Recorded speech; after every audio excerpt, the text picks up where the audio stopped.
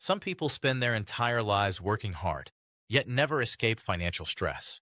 And then, there are people who begin with little and somehow rise into wealth, stability, and freedom. Why does this happen? What separates these two paths? When both groups wake up every day and try their best. Tonight, we begin a journey into the untold truth about money, mindset, behavior, and the silent decisions that quietly determine who becomes wealthy and who doesn't. Let's imagine two people. Both live in ordinary American neighborhoods. Both earn modest incomes. Both grew up believing that if you work hard, everything will eventually fall into place. One of them will break free, build stability, and grow wealth over time.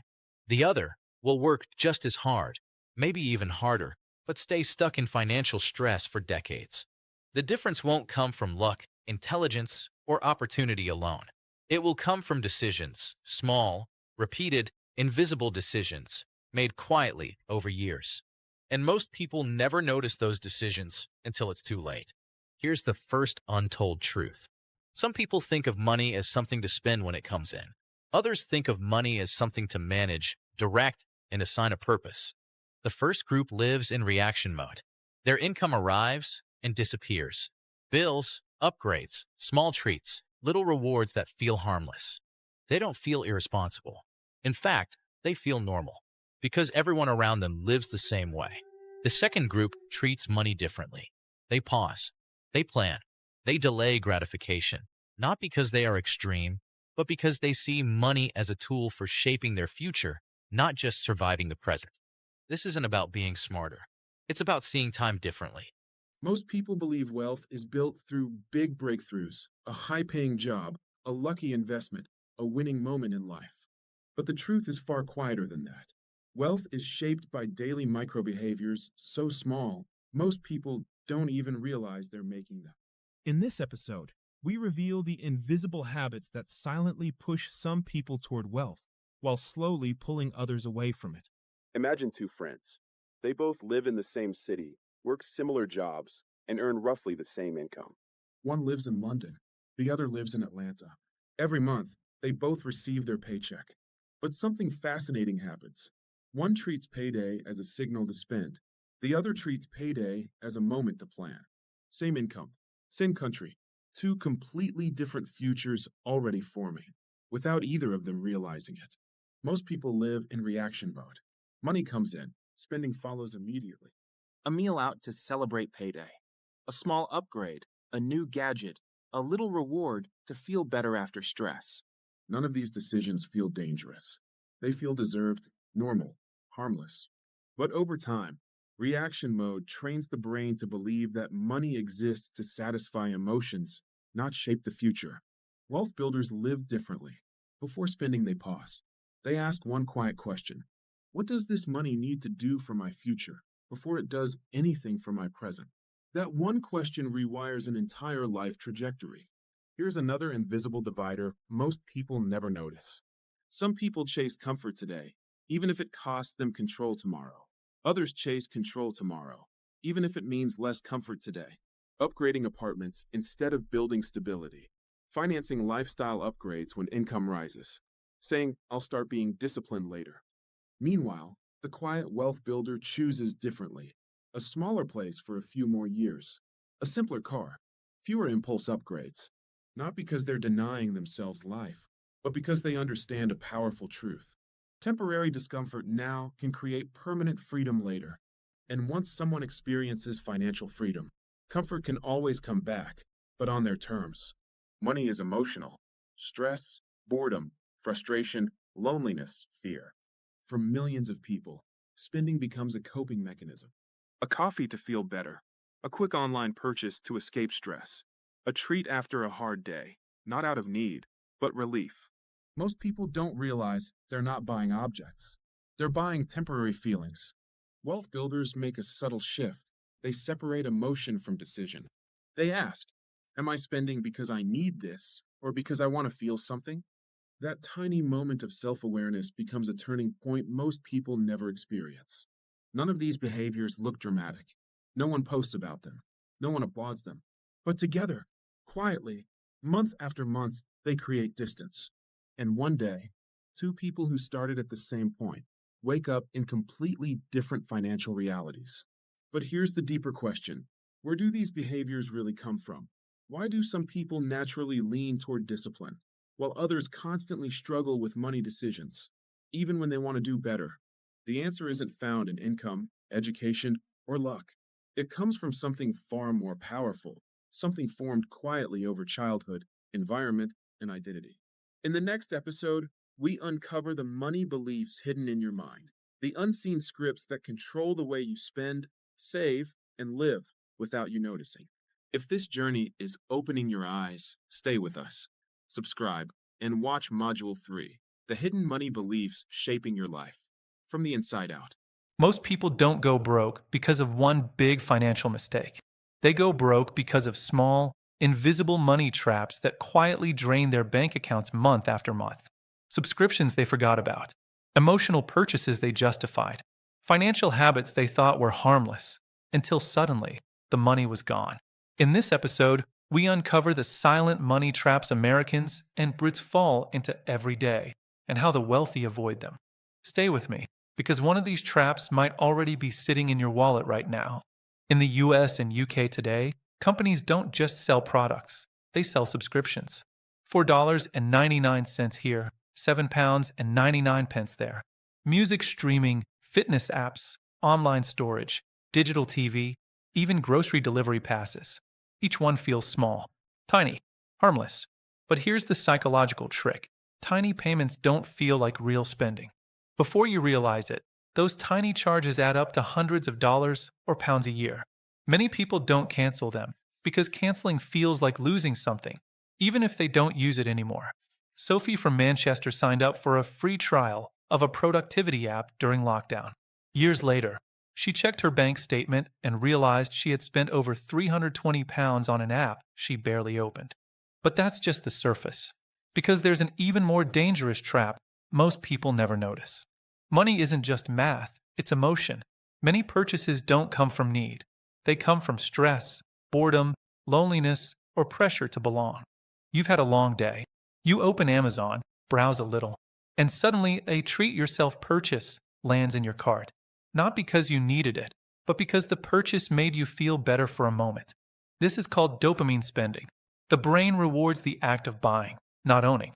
So the happiness disappears, but the credit card bill remains. In the US, many people swipe credit cards without thinking. In the UK, buy now, pay later makes spending feel painless. Different systems, same trap. And yet, there's a money trap even more dangerous than emotional spending, because it disguises itself as something responsible. Lifestyle creep doesn't happen overnight. It happens the moment income increases. You get a raise. So instead of saving more, you upgrade your phone, your car, your apartment, your vacations. From the outside, life looks better, but inside, nothing really changed. Expenses grew at the same speed as income, meaning you still feel broke. The world rewards appearance, not discipline. And that's why so many high-income earners still live paycheck to paycheck. Two people can earn the same income, live in the same city, work the same job, and after 10 years, one becomes financially stable, while the other is still struggling. The difference isn't luck. It isn't intelligence. It's how they think about money. In this episode, we uncover the mindset shifts the wealthy use in the US and UK, and how changing your thinking can quietly rewrite your financial future. Because once you see the difference, you can never go back. Most people see money as something you earn, save, and spend. But wealthy people see money as a tool, a silent worker that can create more money over time. Ethan in New York and Daniel in London both received a $2,000 or £1,600 tax refund. Ethan bought a new phone. Daniel placed his money into a small side investment and forgot about it. 5 years later, Ethan's phone was outdated, but Daniel's money had grown into something bigger. Wealthy people ask one question before spending: will this money work for me or disappear forever? But this is only the first shift, because the next one challenges everything most people were taught about work and income. Big financial change rarely begins with big money. It begins with small, quiet decisions most people overlook. In this episode, we explore the tiny money moves that ordinary people in the US and UK use to transform their future, starting from almost nothing. Because wealth doesn't begin with income. It begins with direction. Most people never begin their financial journey, not because they're lazy, but because the first step feels too small to matter. Maya lived in Manchester. She felt stuck: bills, rent, pressure, stress.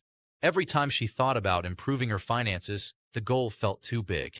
"I'll wait until I earn more," she told herself. One day, she made a different decision. Not a big one, a quiet one. She chose one small habit to start with, a habit so simple, it barely felt significant. Months passed, and that tiny step became the turning point she never expected. The first step doesn't create change. It creates momentum, and momentum is what most people are missing. Here's one of the most powerful financial moves, and it has nothing to do with income levels. It's the decision to make money choices automatic instead of emotional.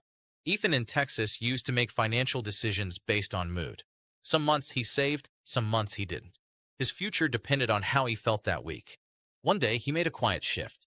He decided that important money decisions would happen without willpower, without motivation, without emotion.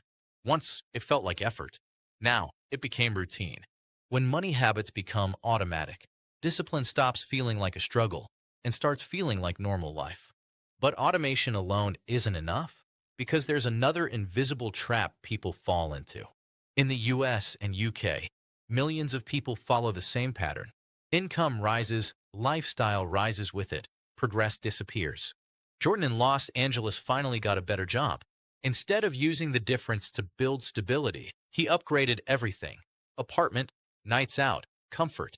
Years later, he was still stressed, still one paycheck away from panic, just with nicer furniture. Meanwhile, Ava in Bristol did something different. When her income increased, her lifestyle didn't, at least not right away. The world couldn't see her progress, but silently, her future was changing. Wealth grows in the space between what you earn and what you choose not to spend. And that space is where freedom begins. Most people try to get ahead before they become stable. But wealthy thinkers do the opposite. They build safety first, then growth. Noah in New York didn't chase fast opportunities. He focused on one simple goal: being able to breathe. Breathing meant fewer money emergencies, fewer panic moments, more control. Before freedom feels exciting, it feels like calm. And calm creates something even more powerful: the ability to make decisions from strength instead of fear. Here's a truth most schools never teach. Money grows fastest when skills grow first. Leah in Glasgow didn't chase overnight success.